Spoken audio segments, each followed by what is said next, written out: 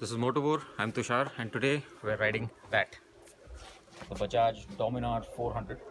It's 1.36 lakh ex-showroom for the non-ABS, 1.5 lakh ex-showroom for the ABS, and you can have it in 30 minutes or less if you order now. No, that last part is completely wrong. That's only for the thin and crispy. So first things first, this is not the first time we've seen this Bajaj Dominar. We saw it in 2014 at the Auto Expo in Delhi. Back then it was called the Pulsar CS 400, and we believed it would be part of the Pulsar family of motorcycles. Bajaj has taken a little over 2 years, almost 3 years to get it to market, and now it's called the Dominar 400.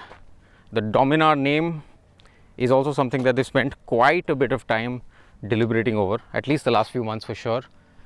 We heard that it went from Pulsar CS 400 to the Kratos, and then finally to the Dominar 400, and that's the branding that you see over there,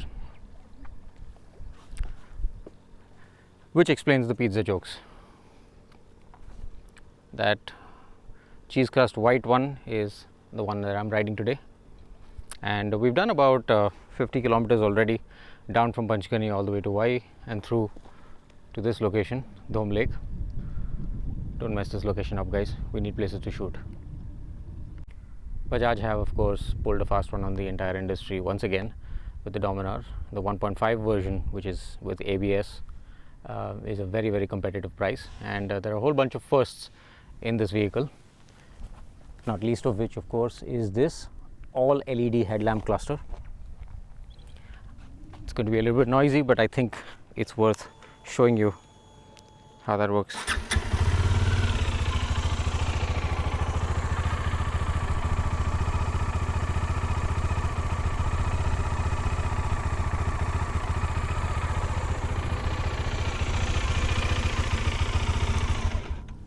Right, so that is the LED headlamp cluster.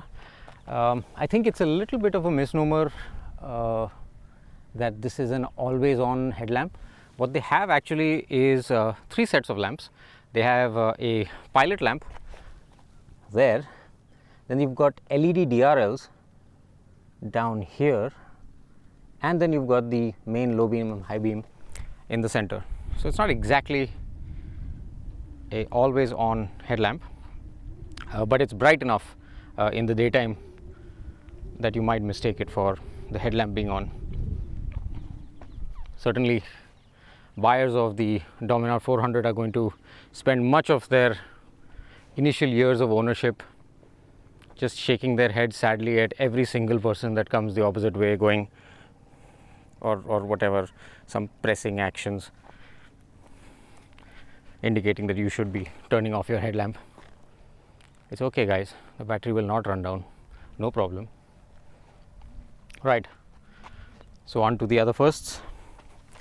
That is by far the largest disc brake we've seen in an Indian bike, on an Indian bike. That is a 320 mm rotor, and it is clamped by bi-brake calipers. These are not radially mounted as you'd see on the Duke 390, regularly mounted.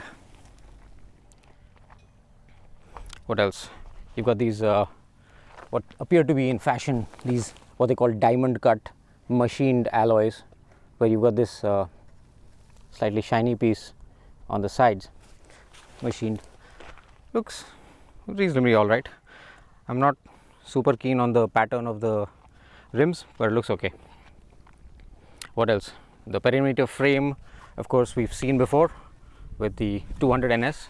In fact, perhaps it's unfortunate that a lot of the lines of this bike do resemble the Pulsar 200 NS. In fact, so far in our 40 or 50 kilometer ride, not a great many people have actually come up to the bike or, rubbernecked or turned around to see what it was, because I'm sure they probably assumed that it was a 200 NS, perhaps slightly modified.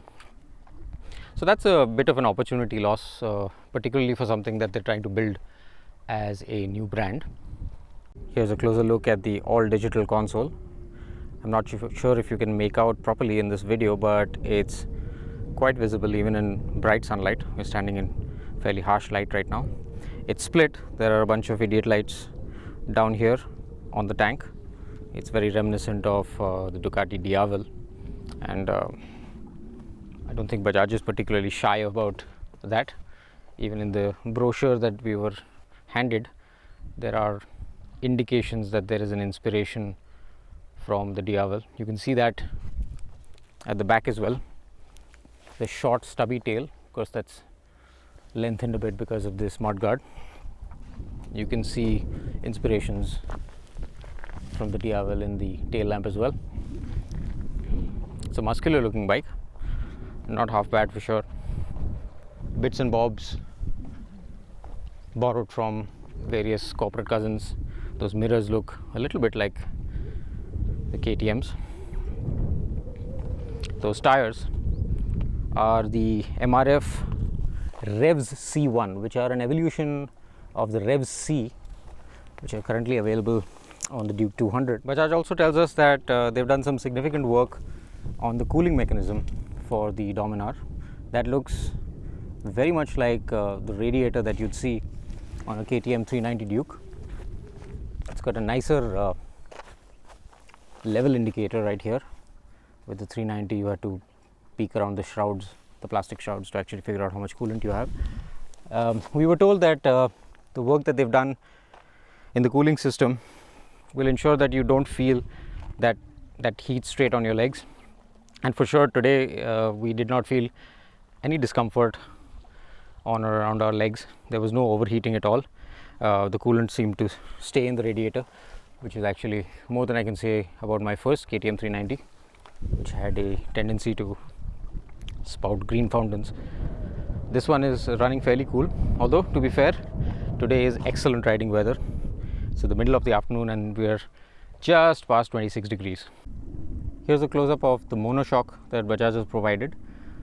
That's the spring there, but if you look closely, there's a strange metal collar here in between the coils, and the reason that's there is that apparently this spring is actually, it's not actually one spring, it's two springs. There's a stiffer one up top and a softer one at the bottom, and the collar of course interacts in between them. Bajaj says that they've done this to get the correct suspension characteristics for this motorcycle. We've never seen it before on any other motorcycle, but we suspect that it's just an ingenious, clever solution to get the right characteristics while also saving cost. There's a close-up of the exhaust, which I'm sure you've heard somebody talk about. The Dominar has a nice warbly, throaty kind of exhaust. Let's see if we can turn it on and give you a taste.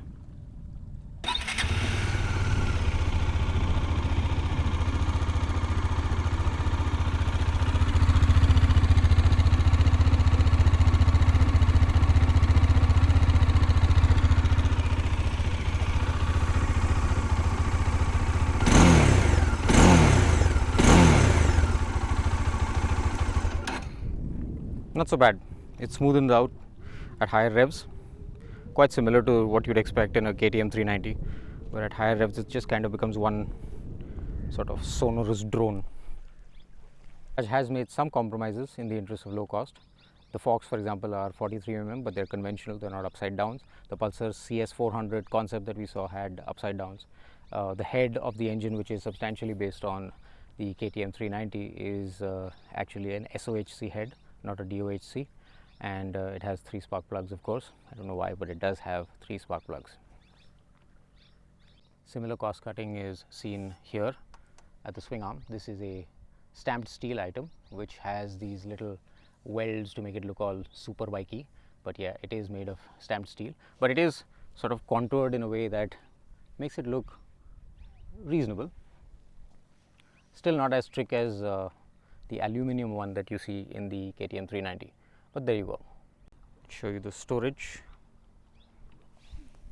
Key goes in there, you turn it, and the pillion pad flips open, much like we've seen on the 390.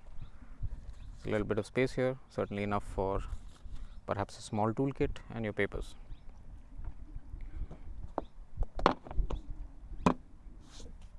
Let's talk about some initial riding impressions. We haven't ridden a great deal, but we did come down the ghat from Panchgani onto Vai, and impressions are that the weight of this motorcycle is very well managed, which is what we've heard from our colleagues as well. It's very well managed to the point that you absolutely cannot notice the 180 kilo weight. It feels far lighter than that. It tips into corners quite easily and readily. You need to be careful about that because the steering feels quite light. The suspension, I heard reports about the front forks having excessive dive. I did not feel that. The ABS is it's serviceable, but on my particular bike, the test bike that I'm riding, it seems to have a great deal of judder. Perhaps that's something to do with the maintenance of the motorcycle. There's also a fair bit of transmission lash in my motorcycle, which tends to make a very rough sound, and I think that contributes to the general impression of vibrations that people are reporting from this motorcycle. There are vibrations.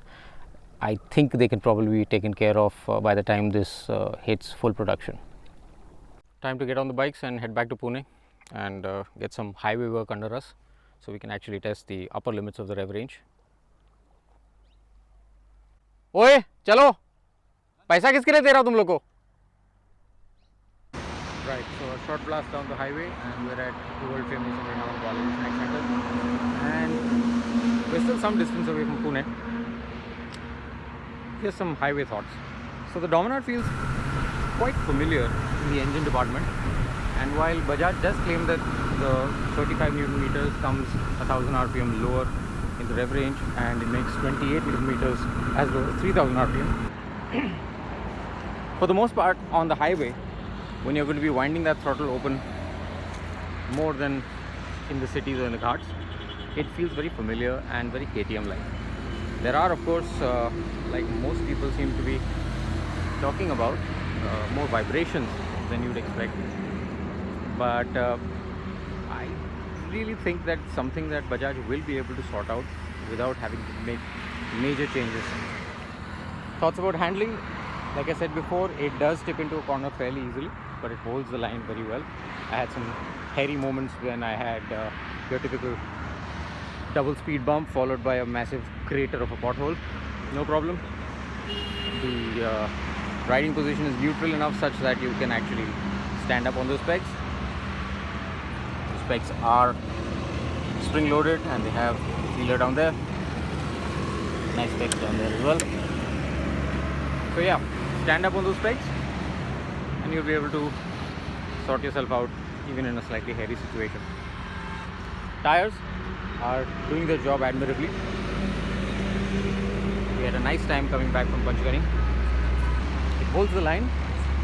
The more aggressive rider will find some wallowing,